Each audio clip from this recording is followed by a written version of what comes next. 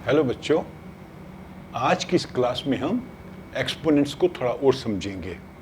ये आपका मैथ की बुक में चैप्टर 10 है। अगर आपके पास नई बुक है तो अगर पुरानी बुक है आपके पास तो उसमें ये चैप्टर 12 होगा। तो इस चैप्टर पर जो पहली वीडियो मैंने बनाई थी उसमें मैंने आपको समझाया था कि एक्सपोनेंट्स क्या होते हैं। तो जो कुछ हमने क्लास 7 में समझा था वो मैंने आपको थोड़ा रिवाइज करवा दिया था। फिर उसके बाद नेक्स्ट वीडियो में मैंने बताया था कि अगर नेगेटिव पावर हो तो उसको हम कैसे समझते हैं। तो उसी चीज़ को हम थोड़ा और समझेंगे। नेगेटिव पावर जब हो किसी एक्सपोनेंट की, जैसे a raise to m minus m is a raise to m, ये मैंने आपको समझाया था उस वीडियो में कि कैसे हम इसको डिराइव करते हैं। उस वीडियो को आप ध्यान से देख लीजिए तो आपको समझ आ जाएगा कि इस फॉर्मूले को हम कैसे डिराइव करते हैं। तो अभी इसी चीज को थोड़ा अलग तरीके से समझेंगे। आपको मालूम है एक फॉर्मूला होता है कि a raise to m divided by a raise to n, तो बेसिस सेम है, तो चूंकि ये डिवाइड हो रहा है तो पावर्स इनकी सब्ट्रैक्ट हो जाती हैं। ठीक है, इतना तो आपको मालूम है, ये तो क्लास 7 में सीख लिया था। तो अभी मैं इसी फॉर्मूले को यूज करूंगा वो करने के लिए। अच्छा, एक और चीज समझा दूं, ये मैंने आपको पहले भी समझा रखा है, फिर भी समझा देता हूं। मान लीजिए हमने 15 को 3 से डिवाइड करना है, तो हम क्या करते हैं कि जो डिवीजन का क्वेश्चन है उसको मल्टीप्लिकेशन में भी चेंज कर सकते हैं। कैसे? हम इसको मल्टीप्लाई करेंगे इसके रेसिप्रोकल से, तो डिवीजन का क्वेश्चन बन गया मल्टीप्लिकेशन का क्वेश्चन। तो इसको हम क्या लिख सकते हैं? 15/3, 15 एकम 15, 3। तो 15/3 को हम ऐसे भी शो कर सकते हैं। तो अगर हम लिख रहे हैं a raise to m divided by a raise to n, तो इसको हम ऐसे भी शो कर सकते हैं a raise to m divided by a raise to n। जैसे 15/3 था, यहाँ a raise to m a raise to n हो गया। हमने a रेज टू m को मल्टीप्लाई किया इसके रेसिप्रोकल से। ठीक है, तो अभी आ जाते हैं हम इस क्वेश्चन पे वापस। a रेज टू m को हमने कर दिया a raise to m oblique a raise to n is equal to a raise to mn। इसी को हमने डिफरेंट फॉर्म में लिखा। तो अभी मान लीजिए m इज 0। अगर m की वैल्यू 0 हो तो क्या होगा? यहां पे a raise to 0 divided by a raise to n is equal to a raise to 0 minus n। m की जगह हमने 0 लगा दिया। तो इसको हम करेंगे a रेज टू 0 1 होता है। आपको मैंने बताया था कि कोई भी बेस की पावर 0 हो उसकी वैल्यू 1 होती है। तो ये हो जाएगा 1/a रेज टू n। और ये क्या होगा? 0 माइनस n क्या होगा? a raise to minus n। तो यही चीज हमने डिफरेंट तरीके से प्रूव की थी जब हमने ये समझा था कि नेगेटिव पावर होती है तो क्या होता है। ठीक है, तो a raise to minus n का मतलब है 1/a रेज टू n। इसको आप ऐसे भी लिख सकते हैं, ऐसे भी लिख सकते हैं। इसी चीज को आप ऐसे भी लिख सकते हैं, a raise to n minus n is equal to a raise to n।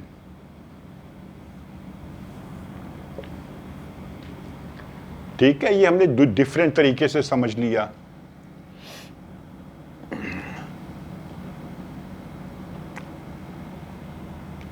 अभी एक और चीज समझते हैं।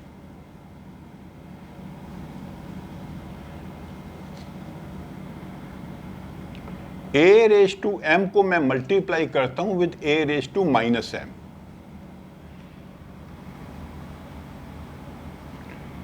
Basis are same, powers will be added, a raise to m plus minus m। इसकी पावर उसकी पावर को ऐड करेंगे, ये प्लस है ये माइनस है, क्योंकि पावर उसकी माइनस है।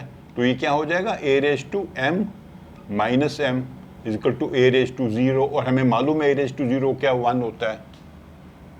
तो a raise to m into a raise to minus m is equal to 1। ये हमने प्रूव किया। कैसे प्रूव किया? कि जब बेसिस सेम है तो पावर सेट हो जाएगी अगर दोनों एक्सपोनेंट मल्टीप्लाई हो रहे हैं तो अभी दोनों को हम डिवाइड कर देते हैं a raise to minus m से, दोनों साइड को। इक्वेशन है ना ये, तो इक्वेशन में हम सेम ऑपरेशन कर सकते हैं दोनों साइड। तो ये सिमिलर टर्म्स हैं, कट जाएगी। तो यहाँ क्या बचेगा, a raise to m is equal to 1 upon a raise to minus m। तो वही चीज हमने एक और तरीके से प्रूव कर दी, ठीक है। और यहां पे एक और चीज समझ लेते हैं इसी पॉइंट पे, a raise to m into a raise to minus m is equal to 1, ये हमने अभी डिराइव किया है। तो अभी मैंने आपको एक वीडियो में समझाया था मल्टीप्लिकेटिव इनवर्स, मतलब दो नंबर अगर उनको मल्टीप्लाई करेंगे, अगर उनका प्रोडक्ट 1 होता है तो वो एक दूसरे के मल्टीप्लिकेटिव इनवर्स होते हैं। तो यहां पर देखिए a raise to m into a raise to minus m, दोनों को मल्टीप्लाई करेंगे तो आंसर है 1। इसका मतलब है ये इसका मल्टीप्लिकेटिव इनवर्स है और ये इसका मल्टीप्लिकेटिव इनवर्स है, या रेसिप्रोकल भी कहते हैं। तो a रेज टू m का रेसिप्रोकल क्या होगा, a raise to minus m, ये इसका रेसिप्रोकल है या मल्टीप्लिकेटिव इनवर्स है। और a raise to minus m का रेसिप्रोकल क्या होगा, a रेज टू m, क्योंकि दोनों को मल्टीप्लाई करेंगे तो आंसर आएगा 1। तो ये सब चीजें आपने अच्छे से समझनी है, ये कॉन्सेप्ट आपको क्लियर होना चाहिए कि जब पावर नेगेटिव है तो उसको हम किस तरह डिफरेंट तरीके से उसको हम इंटरप्रेट करते हैं। एक तो तरीका ये है कि a रेज टू m और a raise to minus m जो है एक दूसरे के रेसिप्रोकल हैं या मल्टीप्लिकेटिव इनवर्स हैं, और इनका आंसर 1 क्यों होता है, हमने 3 तरीके से प्रूव किया। ओके, तो अभी एक दो क्वेश्चन ले लेते हैं ताकि आपको अच्छे से समझ आ जाए कि ये नेगेटिव जब पावर होती है तो हम उन क्वेश्चन को कैसे सॉल्व करते हैं। तो अगर आपसे सिंपली पूछा जाए 2 रेज टू माइनस 3 की वैल्यू क्या होगी, तो 2 रेज टू माइनस 3 का मतलब क्या होता है, 2 रेज टू 3। ये माइनस है तो ये प्लस है, ये प्लस है तो ये माइनस होगा। 2 रेज टू 3 क्या होता है, 1 upon 2 into 2 into 2 is equal to 1 upon 8। तो इसकी वैल्यू निकली 1 अपॉन 8।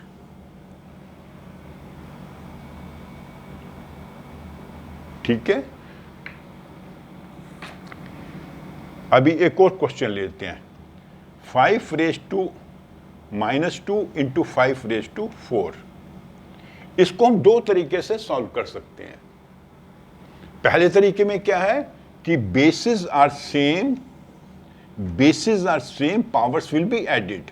आपको ये फॉर्मूला बताया था ना, a raise to m into a raise to n is equal to a raise to m plus n। जब दो एक्सपोनेंट्स मल्टीप्लाई हो रहे हैं, उनके बेसिस सेम है, तो उनकी पावर्स ऐड हो जाएंगी, तो ये हमें इसका आंसर मिल जाएगा। तो यहाँ पे क्या करेंगे, 5 में -2 प्लस 4 कर देंगे। तो -2 प्लस 4 क्या होता है, बेसिकली इसका मतलब है 2, क्योंकि 4 में से 2 घटा रहे हैं, मतलब 25। 5 इंटू 5 25। तो इसका आंसर क्या निकला, 25। ठीक है, इसको एक और तरीके से भी सॉल्व कर सकते हैं इसी क्वेश्चन को। 5 raise to minus 2 into 5 raise to 4। तो हम क्या करेंगे, ये वाला फॉर्मूला लगाएंगे, a raise to m is equal to a raise to minus m, या a raise to minus m is equal to a raise to m। ये same ही फॉर्मूला है, डिफरेंट तरीके में लिखा हुआ है। तो अभी क्या करेंगे, इसको हम चेंज कर देंगे, 5 upon 4 into 1 upon 5 raise to 2। ये माइनस की पावर यहाँ प्लस हो जाएगी, ये वाला फॉर्मूला। तो मतलब क्या हुआ, 5 raise to 4 and 5 raise to 2। तो अभी ये दोनों डिवाइड हो रहे हैं, तो डिवाइड होने में क्या होता है, पावर्स को हम सब्ट्रैक्ट करते हैं। तो 5 raise to 4 minus 2 is equal to 5 raise to 2 is equal to 25। तो दो डिफरेंट तरीके से हमने आंसर ढूंढा। ओके, इस प्रकार जो है आप इन क्वेश्चंस को हल कर सकते हैं। जिसमें एक एक्सपोनेंट की पावर नेगेटिव है। ठीक है, अच्छा एक और क्वेश्चन करते हैं।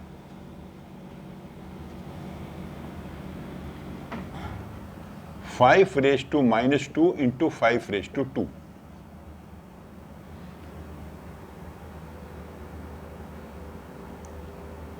ठीक है, तो इसमें क्या होगा, basis are same, powers will be added. -2 में +2 ऐड हो जाएगा, दैट इज 2 प्लस है 2 माइनस है 0, 1 हो गया आंसर। या इसको हम करेंगे, दूसरा तरीका क्या है, 5 रेज टू 2 और इसको भी ले जाएंगे नीचे, पॉजिटिव पावर हो जाएगी। वही फॉर्मूला लगाया, a raise to minus m is equal to 1 over a raise to m, जो अभी हमने सीखा है। तो ये बेसिस सेम है, पावर सब्ट्रैक्ट हो जाएंगी क्योंकि अब डिवाइड हो रहा है, या मल्टीप्लाई हो रहा था या डिवाइड हो रहा है। तो 2 माइनस 2 इज 0 इक्वल टू 1।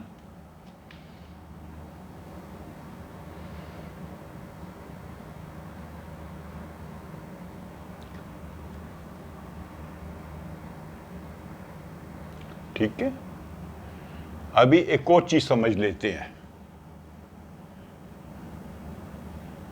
मान लीजिए 5 raise to minus 2 raise to 2 है,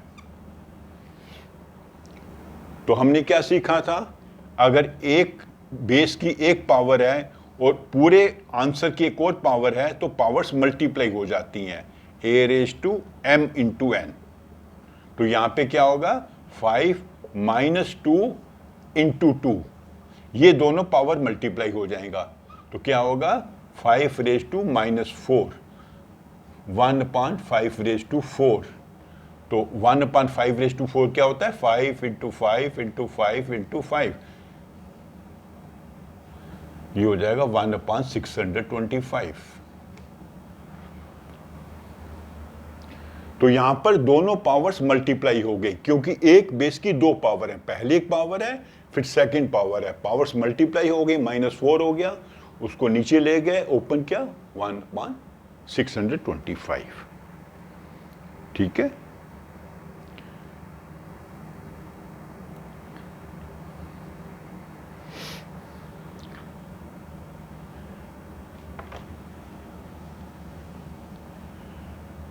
अच्छा मान लीजिए 5 रेज टू 3 है और 2 रेज टू 3 है, इसको कैसे सॉल्व करेंगे। ये बेसिस डिफरेंट है, पावर सेम है, तो हम क्या करेंगे, 5/2 रेज टू 3। तो ऐसे सॉल्व करेंगे तो क्या बनेगा, 5/2 इंटू 5/2 इंटू 5/2, क्योंकि इस फ्रैक्शन को 3 बार मल्टीप्लाई करना है, 125/8। अगर इसको ऐसे सॉल्व करते हैं, 5 into 5 into 5 divided by 2 into 2 into 2, क्योंकि 5 की पावर 3 है, 3 बार मल्टीप्लाई किया, 2 की पावर 3 बार मल्टीप्लाई किया, 125/8। तो सेम आंसर आया। तो इसको हम ऐसे भी चेंज कर सकते हैं, इस वाली फ्रैक्शन को ऐसे भी चेंज कर सकते हैं, पर पावर सेम होनी चाहिए। अगर पावर अलग हुई फिर नहीं कर सकते। मान लीजिए होता 5 raise to 3 and 2 raise to 4, तो ये नहीं हम कर सकते, क्योंकि इसकी बेसिस भी डिफरेंट है, पावर्स भी डिफरेंट है। तो इसको आपको अलग से सॉल्व करना पड़ता। इसको कैसे सॉल्व करते हैं, 5 इंटू 5 इंटू 5 3 बार मल्टीप्लाई करते और 2 को 4 बार मल्टीप्लाई करते इस क्वेश्चन को। तो इसका आंसर बनता 125, 2 दूनी 4 दूनी 8 5 16, क्योंकि इसमें बेसिस भी डिफरेंट है, पावर्स भी डिफरेंट है। इसमें बेसिस डिफरेंट है, पावर सेम है, तो हमने पावर कंबाइन कर दी फ्रैक्शन बना के। तो ऐसे भी सॉल्व कर सकते हैं, ऐसे भी सॉल्व कर सकते हैं। ठीक है, तो इस प्रकार हमने पूरा समझ लिया ये टॉपिक। तो अगले वीडियो में मैं इसके जो कुछ क्वेश्चंस हैं एक्सरसाइज के, एक्सरसाइज 10.1 के कुछ क्वेश्चंस मैं आपको सॉल्व करके समझाऊंगा अगले वीडियो में। ओके, तो अगर आपको मेरी वीडियो अच्छी लगी तो उसे आप लाइक करो, अपने फ्रेंड्स के साथ शेयर करो और मेरे चैनल को भी सब्सक्राइब करो प्लीज़। Thank you.